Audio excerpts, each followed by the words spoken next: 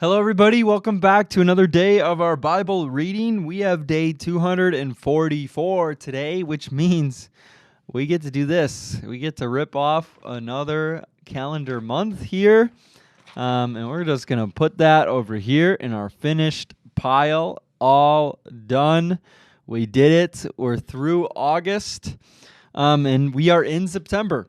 So here we go in September. It is September 1st today, and we are finishing up the book of Job. We've seen a lot of this back and forth, but let's finally wrap up what we have been waiting for here and wrap up the Lord's challenge to Job. All right, chapter 40, starting in verse 1, it says, "Then the Lord said to Job, 'Do you still want to argue with the Almighty? You are God's critic, but do you have the answers?' Job responds to the Lord. Then Job replied to the Lord, 'I am nothing. How could I ever find the answers? I will cover my mouth with my hand. I have said too much already. I have nothing more to say.' The Lord challenges Job again. And then the Lord answered Job from the whirlwind, 'Brace yourself like a man, because I have some questions for you, and you must answer them. Will you discredit my justice and condemn me just to prove you are right? Are you as strong as God? Can you thunder with a voice like his?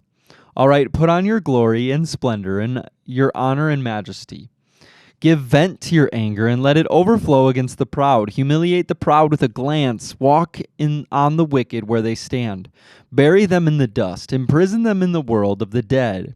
Then even I would praise you, for your own strength would save you.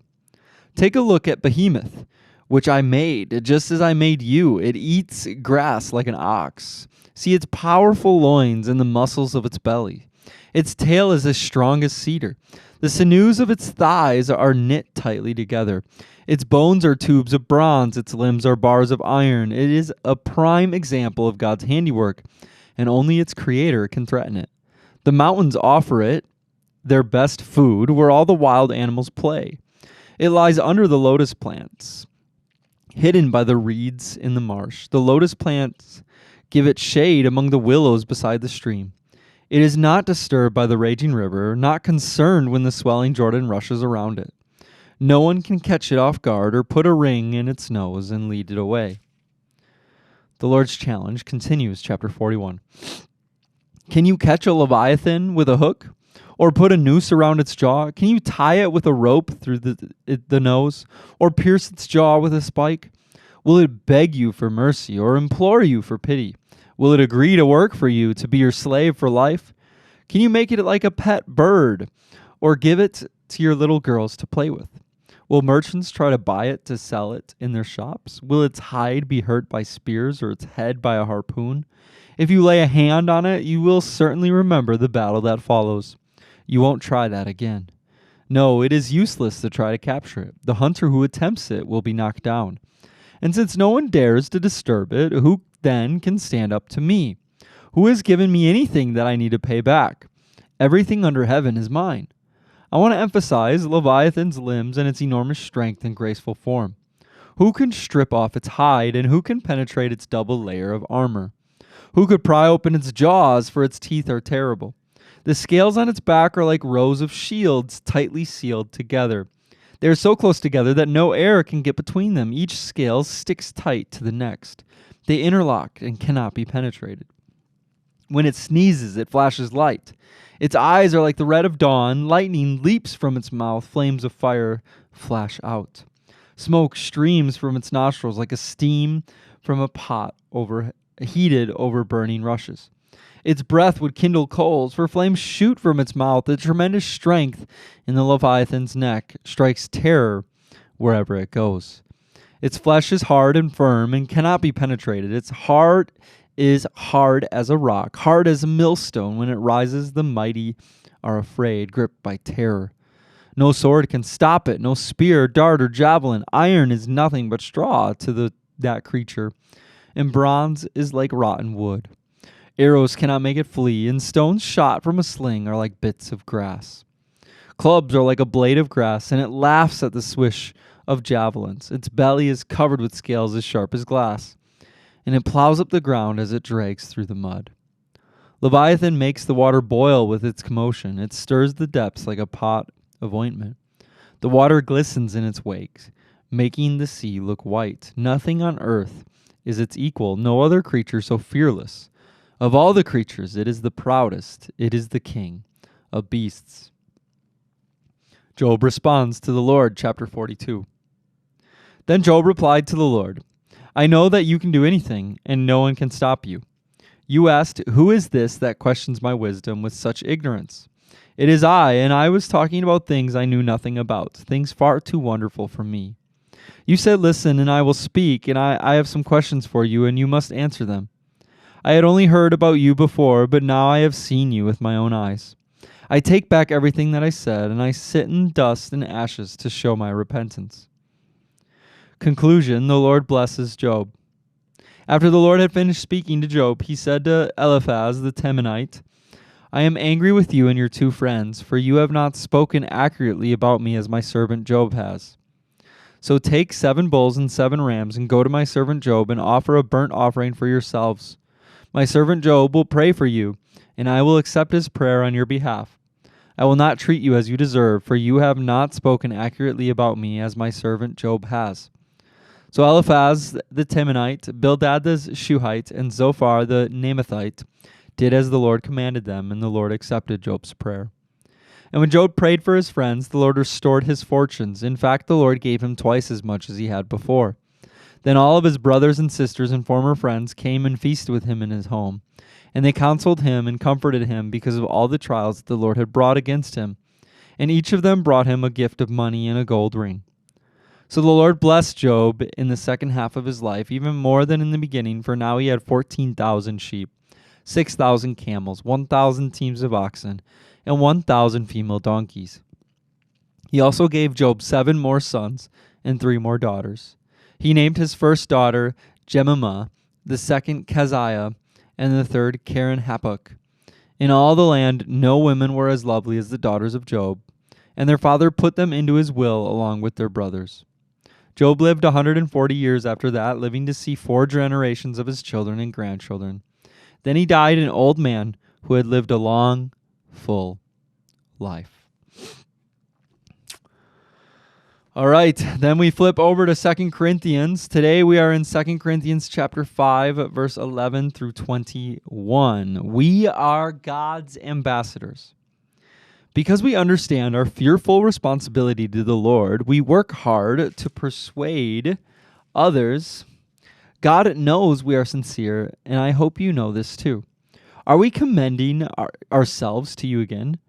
No, we are giving you a reason to be proud of us, so you can answer those who brag about having a spectacular ministry rather than having a sincere heart. If it seems that we are crazy, it is to bring glory to God. And if we are in our right minds, it is for your benefit. Either way, Christ's love controls us. Since we believe that Christ died for all, we also believe that we have all died to our old life. He died for everyone so that those who receive his new life will no longer live for themselves. Instead, they will live for Christ, who died and was raised for them. So we have stopped evaluating others from a human point of view. At one time, we thought of Christ merely from a human point of view. How differently we know him now. This means that anyone who belongs to Christ has become a new person. The old life is gone. A new life has begun. And all of this is a gift from God, who brought us back to himself through Christ. And God has given us this task of reconciling people to him. For God was in Christ reconciling the world to himself, no longer counting people's sins against them. And he gave us this wonderful message of reconciliation. So we are Christ's ambassadors. God is making this appeal through us, and we speak for Christ when we plead, come back to God. For God made Christ, who never sinned, to be the offering for our sin, so that we could be made right with God through Christ. All right, and then we jump over to Psalm 47. Psalm 47, verses 1 through 9. For the choir director, a psalm of the descendants of Korah. Come, everyone, clap your hands and shout to God with joyful praise. For the Lord Most High is awesome. He is the great King of all the earth. He subdues the nations before us, putting our enemies beneath our feet. He chose the promised land as our inheritance, the proud possession of Jacob's descendants, whom he loves. God has ascended with a mighty shout. The Lord has ascended with trumpets blaring. Sing praises to God, sing praises to our King, sing praises. For God is the King over all the earth. Praise him with a psalm. God reigns above the nations, sitting on his holy throne. The rulers of the world have gathered together with the people of the God of Abraham. For all the kings on earth belong to God. He is highly honored everywhere. And then we have Proverbs 22, verse 14. Proverbs 22, verse 14. The mouth of an immoral woman is a dangerous trap. Those who make the Lord angry will fall into it. And then we close for September 1st with our quote of the day from Oswald Chambers. It is perfect oneness. Atonement through the cross of Christ means that God can put me back into perfect oneness with himself through the death of Jesus Christ, without a trace of anything coming between us any longer.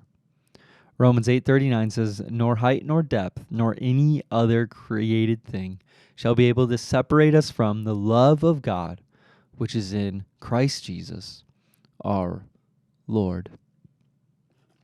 So we did a big thing today. We finished the book of Job. We saw it come to its complete. We see the full circle come. We see Job, humbled by the Lord. We see his friends humbled by the Lord. And we also see the life of Job restored. And,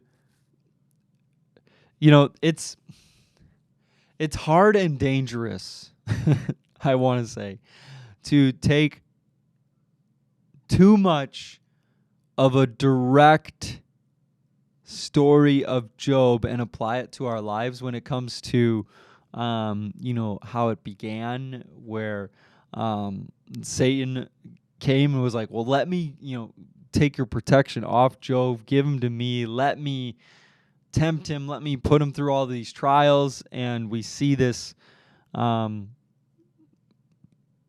these things that the Lord is happening, and some you could, the reason it's dangerous is because we can take that and then directly apply it to our lives when it comes to a struggle that we're going through and be like, oh, look at what the Lord is doing to me. Look, and we can have a bitter and an angry heart similar to Job when that's not always the case. We live in a fallen world where sin and death are rampant and affect our lives, whether it's indirectly or directly, whether it's through other people or through ourselves, whether it's through a choice or not. But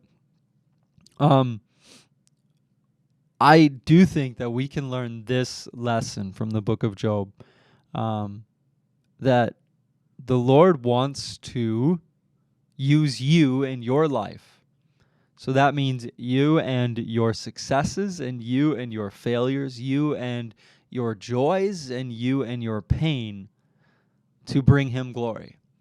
And if we are willing, the Lord will do miracles through us, and will show off his glory through us. Now, what in the world does that look like in a worldly perspective? Well, that could be different for each and every one of us, and it could look different. It doesn't look like success in physical, tangible things always, like we might say, but we see that here in the book of Job. Job's obedience and Job's unwillingness to leave God, right? He, no matter how bitter and dark and full of hurt and pain and depression Job was, he refused to turn his back on the Lord, and he refused to abandon God. He continued to keep the Lord of his life.